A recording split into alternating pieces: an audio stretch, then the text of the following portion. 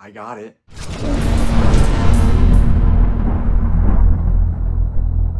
Hello everyone, my name is Jeremy Shrek and I am the Ogre Man. And this is the channel where I talk about everything that I love about gaming. Now, like I just said, I got the Nintendo Switch 2. I'm happy that I have it. I just wanted to be able to try to get my hands on a console as close to launch as possible. I pre-ordered it through Target. And originally it wasn't even supposed to come in until this coming Wednesday. This is the Monday after the initial launch weekend of the Nintendo Switch 2. Now, some quick thoughts on the Switch 2, just open it up. Well, I could definitely tell you that I did get a little emotional when I did open it up initially. Just being the fact that the Nintendo Switch itself is indeed one of my favorite consoles of all time.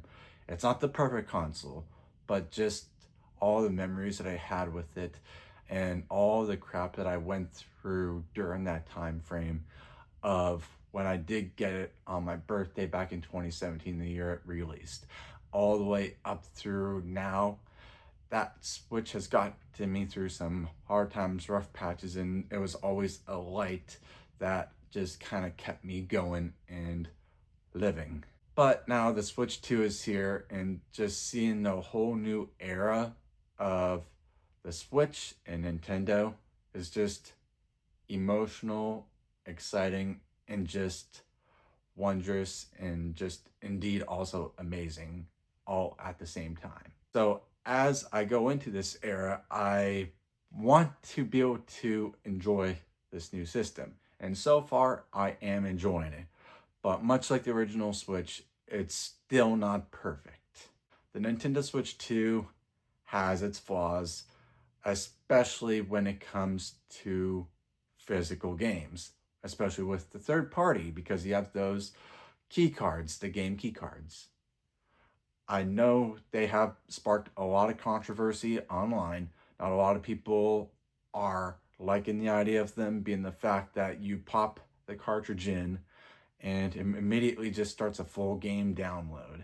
And it's almost completely just a downloaded game. And people are saying that it's just basically code in box, which it kind of is, but it kind of isn't at the same time. Being the fact that you still need that game cartridge in your system in order to play the game, because that cartridge itself does have the license to play that game. So, in other words, basically, you just need that license, which is held in that individual cartridge, to even play the game. And people are saying that they can take that game away from you as long as you have that game downloaded onto your system and you hang on to that card and you don't just give it away. Anytime in the future, if you want to play that game, even when the Nintendo eShop is down or whatever because of the Nintendo Switch 5 or 6 or whatever, and they have a whole new source system, you can still pop that cartridge in and still be able to play that game. Now, how do I feel about game cards? I'm a little indifferent. Honestly, I understand aspects of why they're going that route, being the fact that unfortunately things are going pretty much digital at this point.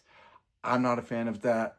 I still like having games as much as they can fit onto a cartridge or disc or whatever, being the fact that, you know, Microsoft and Sony, they're doing this too. They've been doing it for at least since probably like 2020, at least, maybe even longer.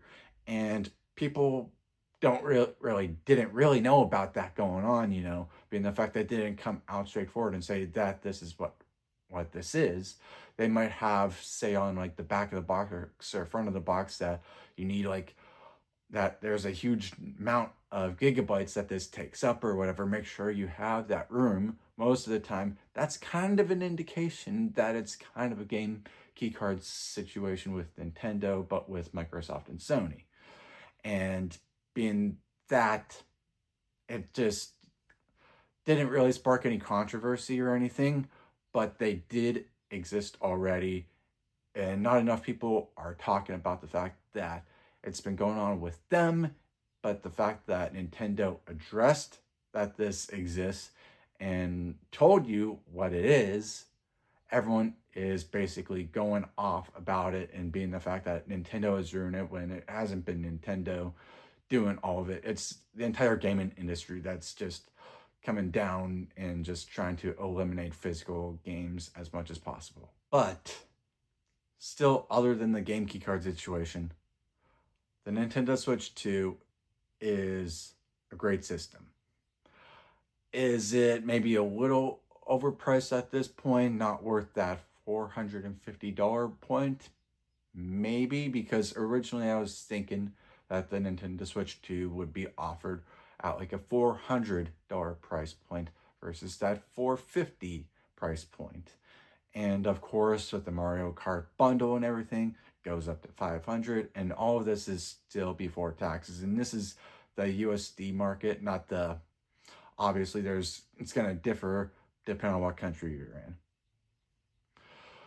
But, and on top of that, with people saying inflation and tariffs affecting things going forward as well, things could effectively go up in price. It kind of sucks. So with that in mind, a lot of people are saying that they'll wait to get it. I don't know if you want to really wait that much to get it. I mean, try to get it. I understand why you want to wait, because maybe not the games that you want are available yet. But with the whole tariff situation and all that type of stuff, it can essentially affect the price point going up and not going down, which is what everyone else wants. It has a lot of the basic improvements that the original Nintendo Switch should have had. And that was probably one of the biggest selling points for me, being even though like everyone was asking for a lot of this stuff early on, like I was thinking, yes, it'd be nice, but I was fine with what the original Nintendo Switch had, being the fact that most of the games that I was playing and wanted to play on the original Switch were most of the first party games. And most of the time, Nintendo was able to optimize and make most of their first party games work and run very well and look very good on that system. And they're still able to do that here on this new system, being the fact that it can now output a 4K signal onto a 4K TV when docked, which I think is absolutely nuts. I mean, if you can't look at Nintendo and say that they are going 4K right now, I mean, it feels almost surreal, because Nintendo has just notably always been behind with everything. They have never been trying to push the envelope on how to compete with all of these modern level consoles. They never have been. They haven't done that since GameCube or just before the GameCube. They've always been more innovation and new ways to play and just trying to do wacky things, which is one of the things that I feel like a lot of people were expecting from Nintendo, but we're not getting from Nintendo now. But like I said, the Nintendo Switch 2 is great. I have been playing a lot of Mario Kart World. It is a fun game, and I did get the bundle, so like I felt like I made off a little bit, by not paying as much for the game, being the fact that the physical game is $80. But I have been playing the game. It is loads of fun, and I'll probably do a more in-depth review or discussion about that game itself. But with all the games and everything that the Nintendo Switch 2 provides, everything from the 3 GameCube games on the GameCube Online, for the Nintendo Switch Online and all that stuff, like I dabbled in a couple of them so far, and they are, they're GameCube games, but they are fun and they feel nostalgic, even though I never played those 2 games, being F-Zero GX and the other one being Soul Calibur 2. I feel like with the new operating system on the Nintendo Switch 2, I mean, it's not that much different. It looks very much the same to some degree. A few little highlighted things. They fixed up the eShop so it runs better, looks a little better. It's still not that much better, but it is an improvement. And you could tell that Nintendo are kind of listening. So just because of that, like, I think it's a little bit of enough, you know? And, but yeah, I am enjoying myself with the Nintendo Switch 2 so far. And it is bringing me, I don't want to say that it's bringing me the same amount of joy that the original Switch did when I first unboxed out and started playing that, but it's giving me some kind of fun, keeping me busy now while I am in kind of this little bit of a rut trying to figure things out and get things straightened out in my life. Overall, my experience is good. I have not had any problems with it yet. The biggest one, which was when I was starting up, trying to get games on, I originally was getting a couple like error messages, but those kind of stopped and fixed up right away. Apparently, there are like two different types of switches that are being shipped out or whatever right now. So, like, some are having problems, some aren't having as many problems. I'm lucky to be the one of the ones that isn't not having as many problems. So I am thankful about that.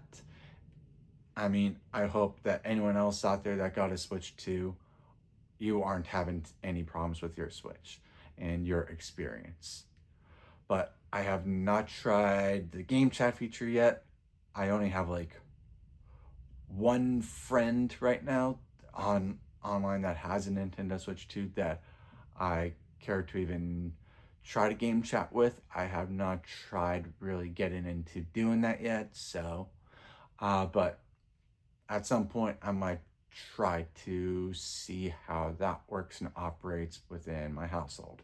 My final decision so far, based off of my experience hands-on with it, I would have to give the Switch 2 probably just like a 7.5, light 8 out of 10 on my overall experience level of how the Switch 2 is being handled. But that's all I have for you today. I hope you liked this video. If you did, you know the whole spiel. Subscribe, like, comment, ring that bell, because I do plan on trying to do more gaming videos as I go on forward. This is my first video in a while, so I hope you enjoyed this, and let me know what you think about the Switch 2.